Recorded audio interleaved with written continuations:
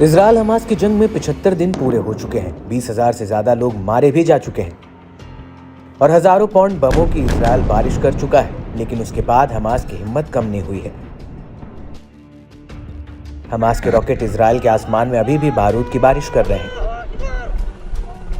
इस सब के पीछे इजरायल सिर्फ और सिर्फ एक ही शख्स को जिम्मेदार मान रही है, जिससे इजरायल मुर्दा भी घोषित कर चुकी है। इसी मुर्दे आतंकी ने इजरायल की नींद उड़ा दी है और इजरायल के आसमान पर बरसते हमास के अल कासिम रॉकेट बार बार हमास के लादेन कहे जाने वाले इस शख्स के जिंदा होने का सबूत देते हैं।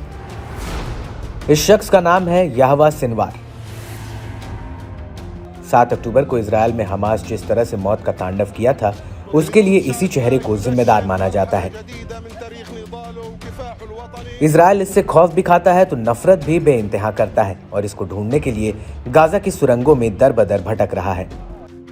इजरायली सेना के प्रवक्ता लेफ्टिनेंट कर्नल पीटर लर्नर ने कहा, सिनवार ने हमारे बच्चों को मारने के लिए हमारे बेडरूम तक में कसाई भेज दिए। अब जबकि उसने इजरायल के खिलाफ पूरी तरह से मोर्चा खोलने का फैसला किया तो उसका डेथ वारंट भी हमारे पास है, जिसे उसने ही साइन किया है। वह एक मुर्दा है जिस तक हम हर हाल में पहुंच कर रहेंगे। याहवा सिनवार वो शख्स है जिसकी तुलना इजरायल ओसामा बिन लादेन तक से भी करता है।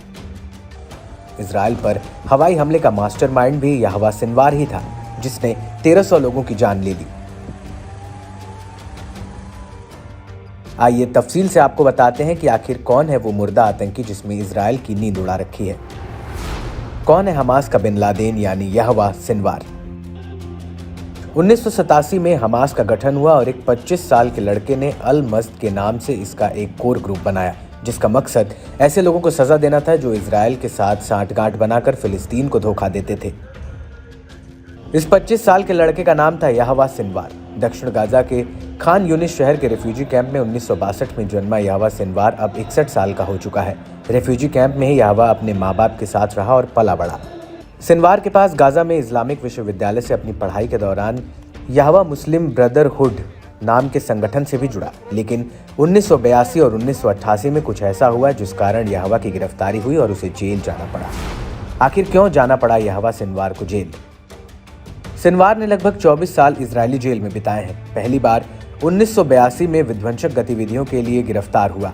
1987 में हमास की स्थापना के बाद सिनवार हमास में चहेता बन गया। 1988 में सिनवार को 2 इजरायली सैनिकों और 4 फिलिस्तीनियों की हत्या के आरोप में गिरफ्तार कर लिया गया। इसके अगले ही साल सिनवार को उसे 4 साल की आजीवन कारावास की सजा सुनाई गई। 2011 में जब याहवा जेल में बाहर आया क्योंकि उसे इजरायली सैनिकों की अदला बदली के रूप में रिहाई नसीब हुई। इसके 4 साल बाद यानी 2015 में सिनवार पर अपने साथी कमांडर महमूद इश्तवी की टॉर्चर कर हत्या करने का आरोप लगा।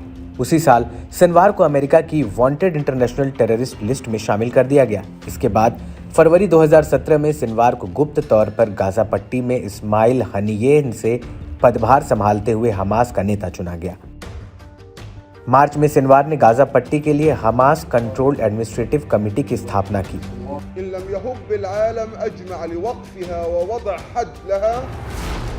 इस समय कहाँ है सिनवार?